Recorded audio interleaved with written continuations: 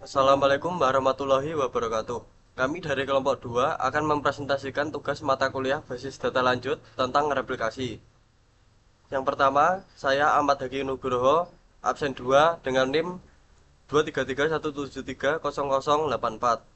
Dan saya Bima Nur Khairi, absen 7 dengan NIM 233173080. Saya Diva Dilafiki dengan NIM 2331730043. Saya Shelly Kristanti dengan NIM 23317130050. Mata kuliah ini dibimbing oleh dosen pengampu kami, Bapak Fadilis Yukya, dari program studi D3 Manajemen Informatika Politeknik Negeri Malang, kampus Kediri.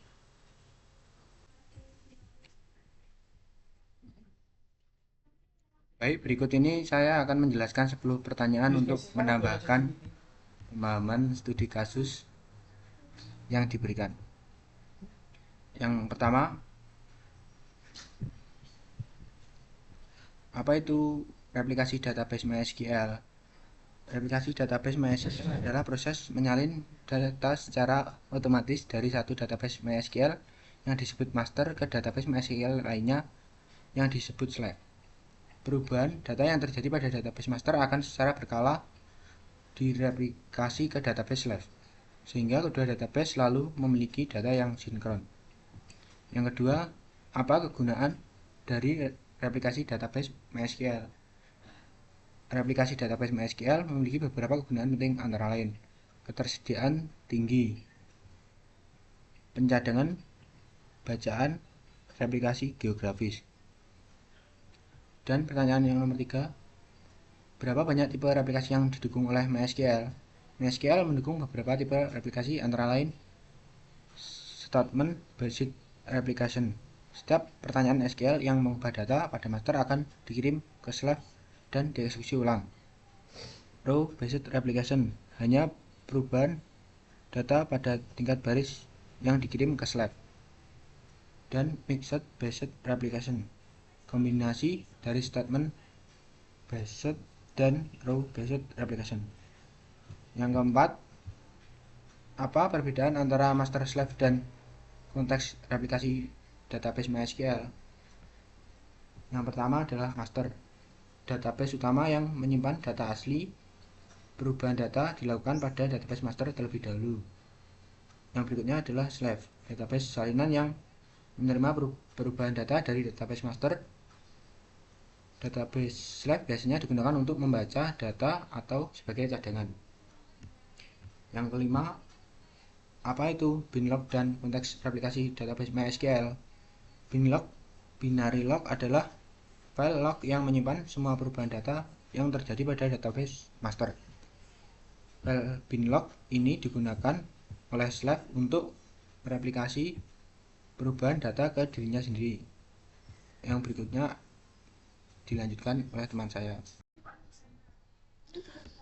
Langsung yang berikutnya nomor 6. Apa yang dimaksud dengan proses binlog dalam replikasi database MySQL? Proses binlog dump adalah proses membaca dan mengirimkan isi file binlog dari master ke slave. Proses ini dilakukan secara berkala untuk memastikan bahwa slave selalu memiliki data yang terbaru. Selanjutnya nomor 7. Apa itu GTID dalam replikasi database MySQL? GTID atau Global Transaction Identifier adalah sebuah mekanisme yang digunakan untuk mengidentifikasi secara unik setiap transaksi yang terjadi pada database MySQL. GTID digunakan untuk memastikan bahwa replikasi dilakukan dengan benar dan urutan transaksi tidak tertukar. Untuk soal selanjutnya, nomor 8, apa yang dimaksud dengan proses failover dalam replikasi database MySQL? Proses failover adalah proses pemindahan peran master ke salah satu slave ketika master mengalami kerusakan atau tidak dapat diakses. Proses failover memungkinkan aplikasi untuk terus berjalan tanpa gangguan. Selanjutnya nomor 9, apa peran dari relay log dalam replikasi database MySQL? Relay log adalah file log sementara yang digunakan oleh slave untuk menyimpan event-event replikasi yang belum diproses. Relog membantu memastikan bahwa tidak ada event replikasi yang hilang selama proses replikasi. Yang terakhir, nomor 10, apa langkah-langkah yang perlu dilakukan untuk mengkonfigurasi replikasi database MySQL? Yang pertama, instalasi dan konfigurasi server MySQL. Pastikan kedua server MySQL, master dan slave, telah terinstall dan dikonfigurasi dengan baik.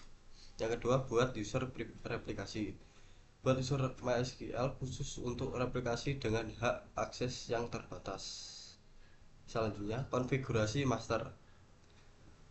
Atur master untuk menulis binlog dan berikan akses kepada user replikasi untuk membaca binlog.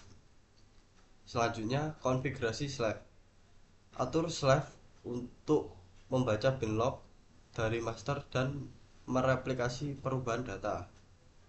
Dan terakhir, start replikasi. Ini untuk memulai proses replikasi pada slave. Pertama, kita akan mengatur server master. Yang pertama, kita membuat database mahasiswa dan tabel MHS yang berisi NIM, nama, alamat. Lalu kita reset master untuk menghapus semua log file di master. Lalu kita show master status yang akan menampilkan nama file, posisi, dan nama databasenya. Lalu kita membuat pengguna khusus untuk replikasi dengan query create user dengan nama usernya kelompok 2 @ipslave yaitu 192.168.1.16 identified by password yaitu 123456789. Lalu grant replication slave on itu untuk memberikan izin kepada pengguna untuk membaca data master. Lalu flash privilege untuk memberikan akses agar perubahan bisa langsung diaplikasikan. Lalu ini adalah data di tabel master. Oke, selanjutnya kita pindah ke server slave. Pertama kita dulu database-nya dengan nama dengan nama create mahasiswa. Habis itu kita gunakan dulu dan membuat tabel yang namanya create tabel MHS dengan NIM, nama, dan alamat. Selanjutnya kita membuat create user kelompok 2.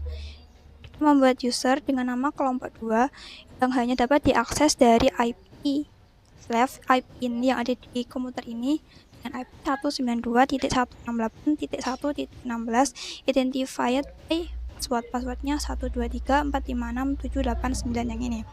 Di sini yang ini create application slave on to kelompok 2 IP ini adalah untuk memberikan izin kepada pengguna tersebut untuk membaca data dari server yang ada di master.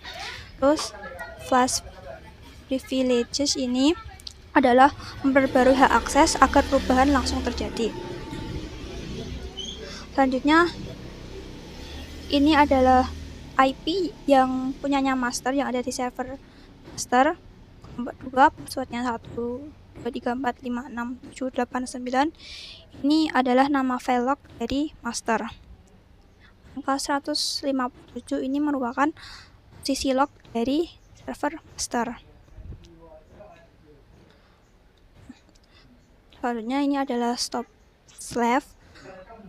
Adalah fungsinya untuk memastikan tidak ada proses replikasi yang berjalan sebelum konfigurasi selesai. Terus ini ada start slave adalah memulai proses replikasi. Slow slave status. Ini digunakan untuk memeriksa apakah replikasi berjalan dengan lancar. Nanti kalau ada kayak yang masker nanti replikasi yang dari masker kalau dijalankan dia ini hasilnya menunjukkan ini.